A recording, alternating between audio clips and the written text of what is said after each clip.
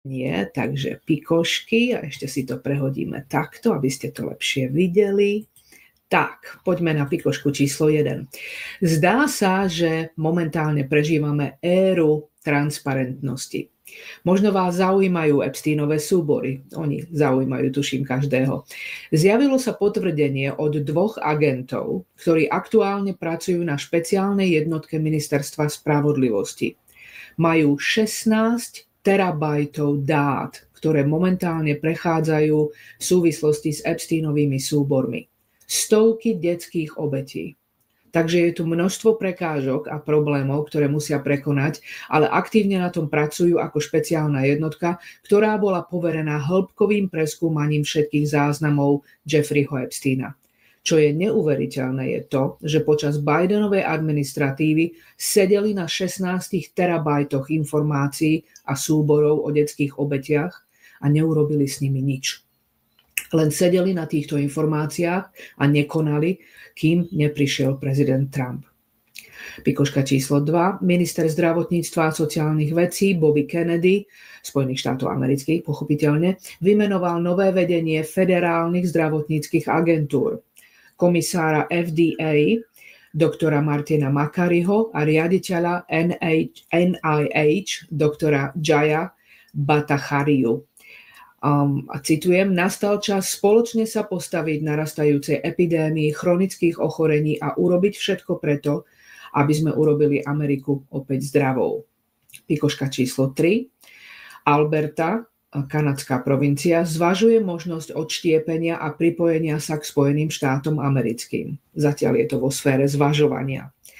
Pikoška číslo 4. Federálny sudca zablokoval administratíve Donalda Trumpa prepúšťanie zamestnancov CIA a úradu riaditeľa Národnej spravodajskej služby, to je ODNI, skrátka, ktorí sú zapojení do programov. Tie programy sa volajú DEI, skrátka, to znamená rozmanitosť, rovnosť a začlenenie. To sú všetky tie woke agendy a všetky tie transgenderové veci, ktoré sa diali nielen v Amerike, ale aj po celom svete. Pikoška číslo, myslím si, že už 5. Pravdepodobne najdôležitejšia správa týždňa, ak nie mesiaca, ak nie roka, ale možno nie roka, je Trumpova reč na deň oslobodenia 2. apríla.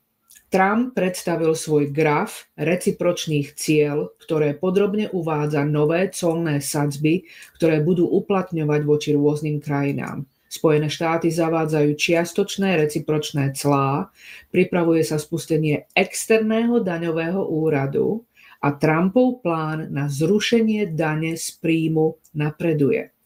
Toto je mimoriadne, ale mimoriadne dôležitá správa predovšetkým pre americké rodiny.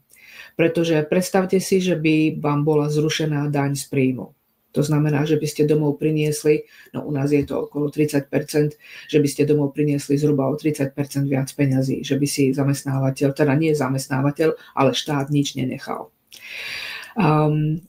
Ešte tu je aj taká poznámka, že koľko sú zhruba tie recipročné clá pre jednotlivé krajiny. Samozrejme nebudem menovať všetky, lebo tu by ich bolo veľa, ale napríklad Spojené štáty zavedú 34% cla na tovar z Číny, 26% na tovar z Indie a 20% na Európsku úniu. Hoci zatiaľ nie je jasné, či to bude fungovať, Trump sa snaží zmeniť doterajší model, v ktorom podľa neho všetky krajiny sveta zneužívajú obchodné dohody na úkor amerických daňových poplatníkov a amerického priemyslu. Ak bude plán úspešný, dane z príjmu by mohli byť nahradené clami, ktoré by sa stali hlavným zdrojom príjmov federálnej vlády Spojených štátov amerických. A tu ešte taká poznámka v rámci burzy. Ja si myslím, že to bol jeden z najväčších prepadov burzy, ktorý nastal hneď po tomto vyhlásení Trumpa. Myslím, že burza sa prepadla a stratila okolo 3 trilióny dolárov. To je obrovské číslo. A neviem, či sa to doteraz v histórii stalo. Možno áno, ale určite nie v nedávnej histórii. Tak poďme na pikošku číslo 6.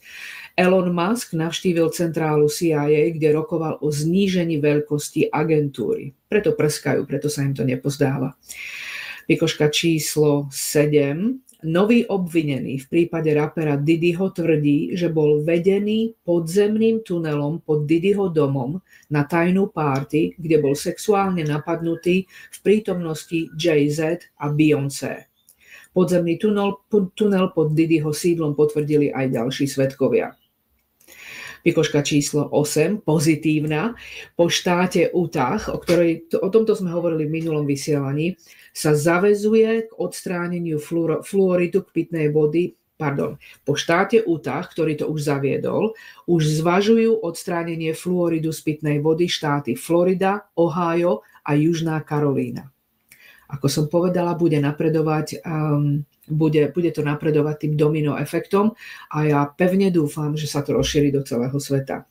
A na Floride ešte zostaneme na chvíľočku. Floridský guvernér Ron DeSantis oznámil podporu zákazu úprav počasia a geoengineeringu. Vypúšťať látky do atmosféry, aby sme zablokovali slnko a zachránili sa pred klimatickou zmenou? Na Floride túto hru hrať nebudeme. Takže zaujímavé, lebo pre mnohých po celom svete a pre mnohé štáty v Amerike aj geoinžinierstvo, aj úpravy počasia sú stále konšpiračná teória. Zaujímavé, že floridský guvernér o tom hovorí ako o hotovej veci, samozrejme. No a ešte posledná pikoška. Europol rozložil sieť Kidflix, jednu z najväčších pedofilných sietí na svete, ktorá zasahovala do 35 krajín. Zatknutých bolo 79 osôb, pričom niektorí z podozrivých čelia aj obvineniam zo zneužívania detí. Platforma hostila 91 000 videí, z toho 72 000 na centrálnom serveri.